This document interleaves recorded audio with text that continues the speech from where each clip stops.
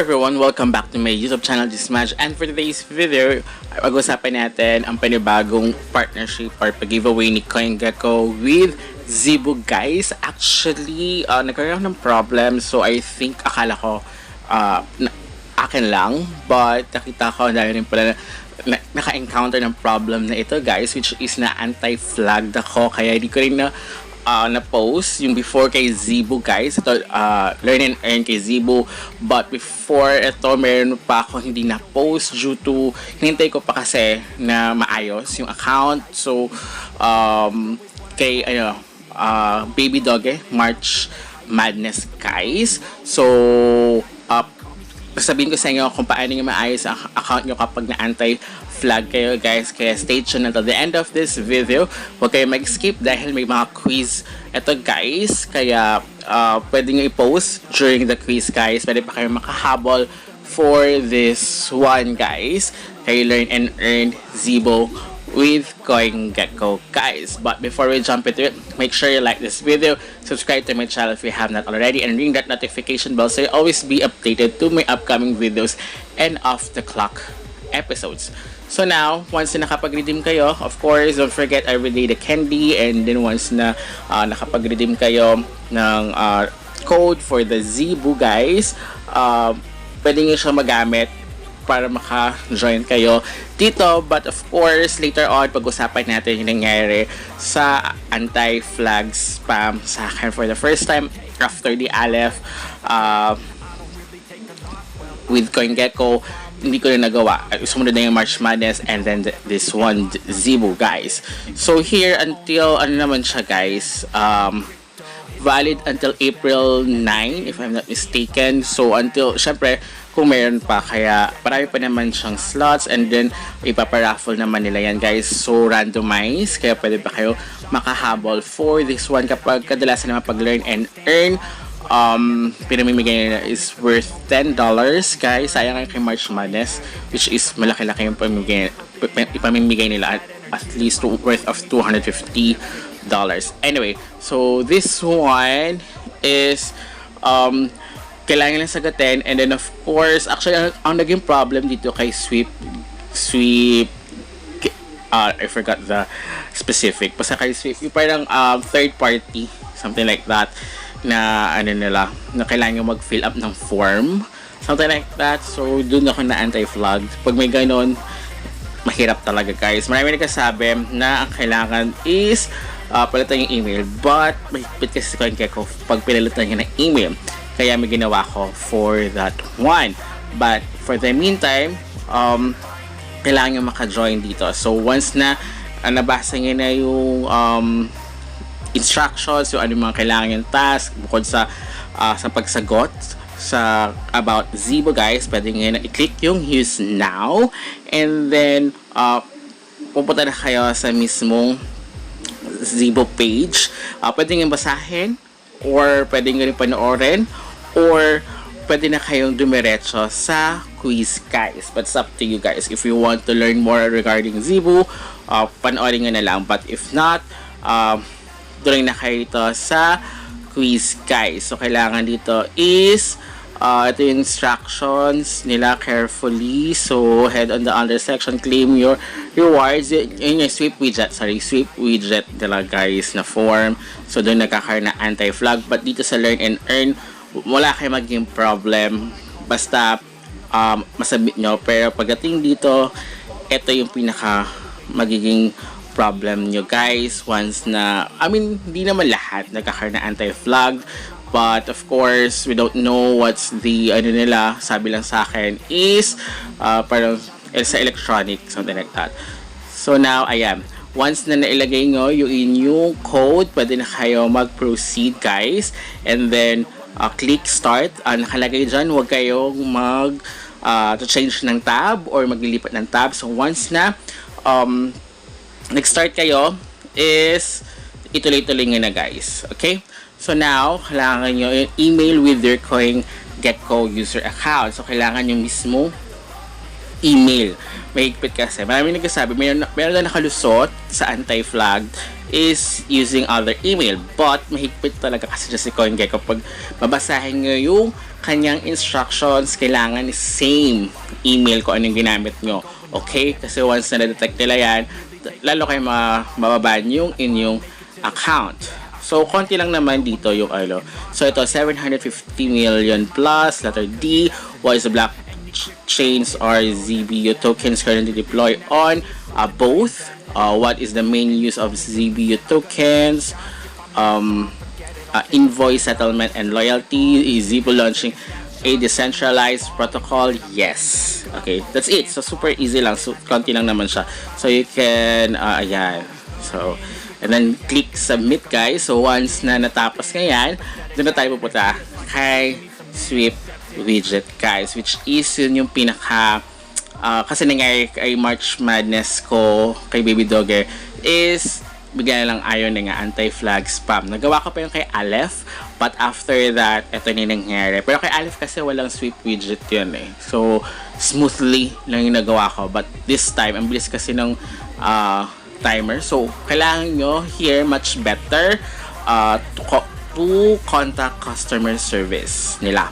Although, medyo matagal. Kaya kumonta kayo today, expect the, within 24 hours to 48 hours, guys. Yun nga lang yung problem. Basta, ma-redeem nyo na lang. Kasi parang yung iba kasi nawala na ng pag-asa dahil hindi nila magagamit yung kanilang candy. Sayang din naman. Kasi once na nagkaroon ng, alam mo na, diba? So, ayan anti-spam. Sorry, flag by our anti-spam. Diba?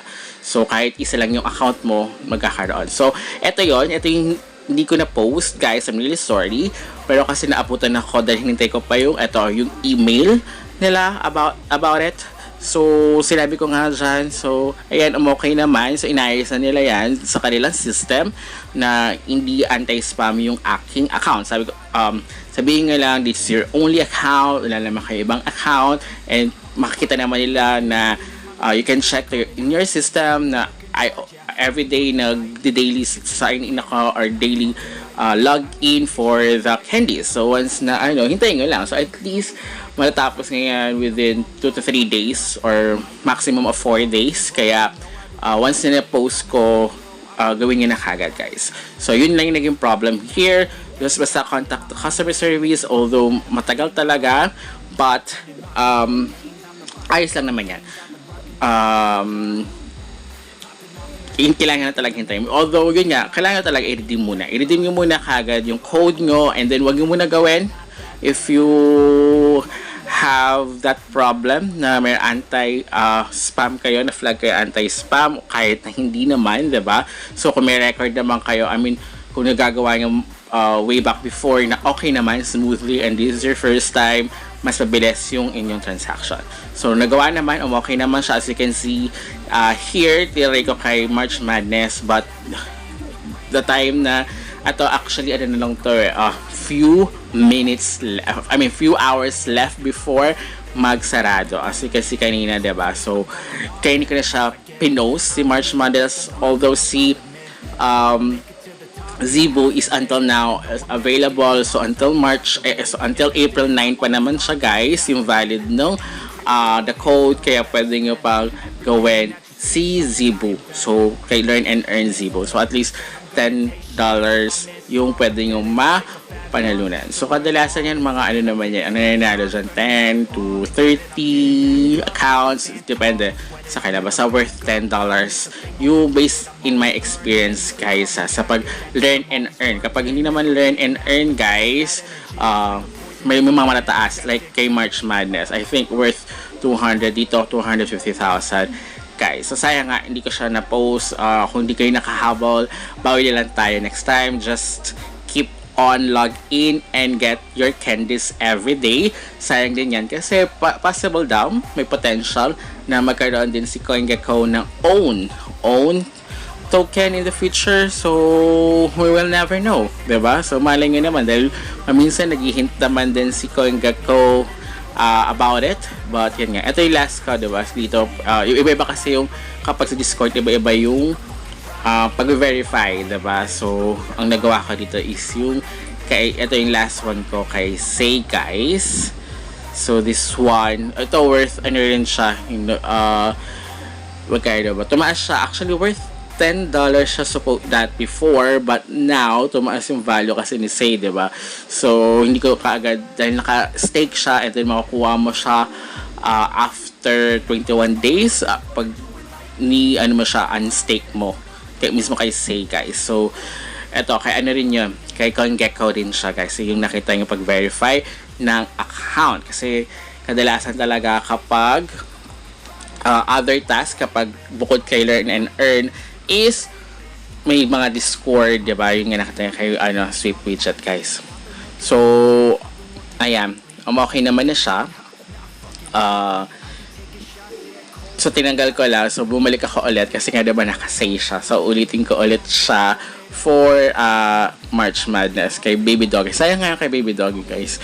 Pero sana, let's hope. Pero kay Baby Doggy kasi konti lang yung mananalo. At least 10 winners lang siya. And then April 5. So kay Oasis, hindi ako nanalo kaya hindi ako nakapag-post last ko guys. And then sino pa ba? I don't know. Even at Axe Infinity NFT, so hindi rin ako kasi diba pag randomize kasi naman sa raffle siya guys, diba? So ang entries nyo lang for this one is until 4. 1, 2, 3, 4. Ayan. So visit Baby Doggy swap page. So meron din actually here, baka magiging sila ng Baby Doggy guys.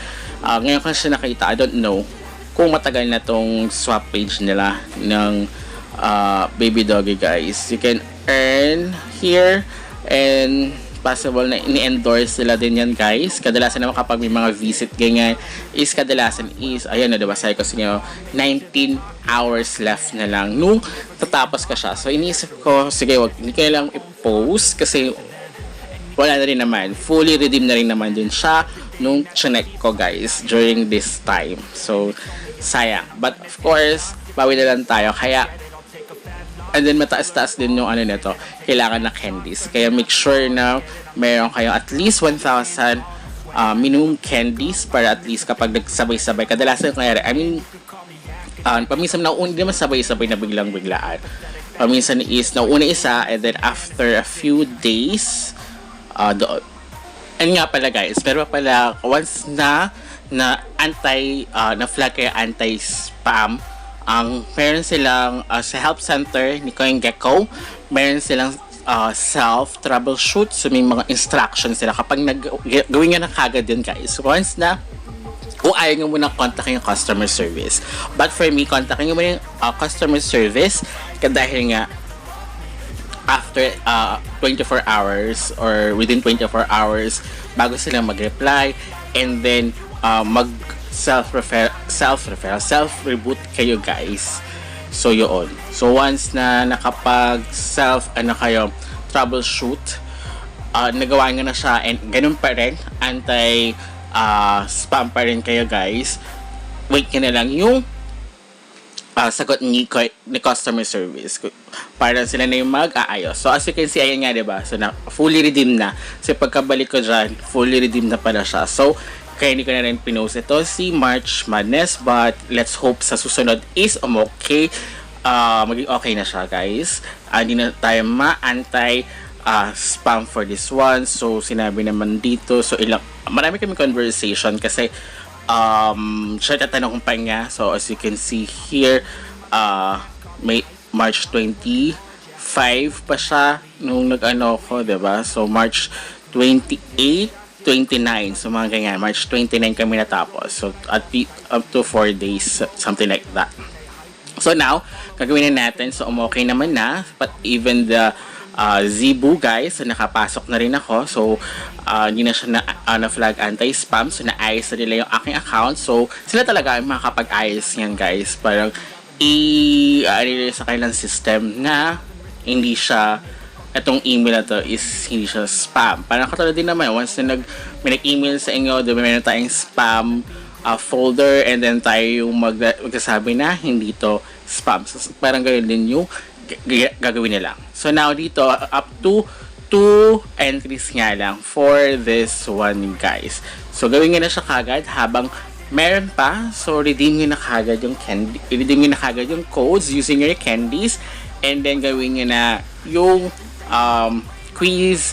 And then, this other tasks like pag-follow sa kanilang Telegram and sa kanilang Twitter account, guys. And then, put kung ano yung Telegram username nyo and then click I join. So, ayan, once na click na siya, so okay na siya, guys. 2 entries. So, ayan, may few days left pa tayo or kayo, guys, para maka-join dito kay CoinGecko and Zebu giveaway, guys.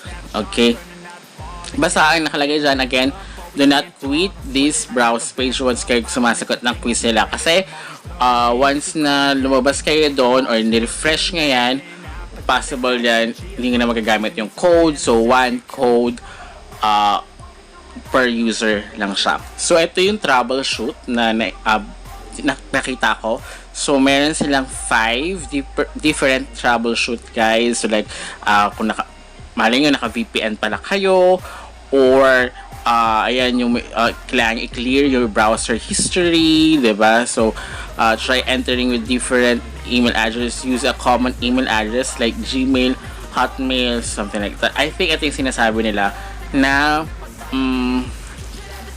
palitan nyo yung email address sa pagsagot. But, hindi kasi lahat case-to-case basis din daw yun. But of course, mas maganda na kausapin yung customer service dahil paminsan sinasabi ni CoinGecko, use your CoinGecko email address. Okay?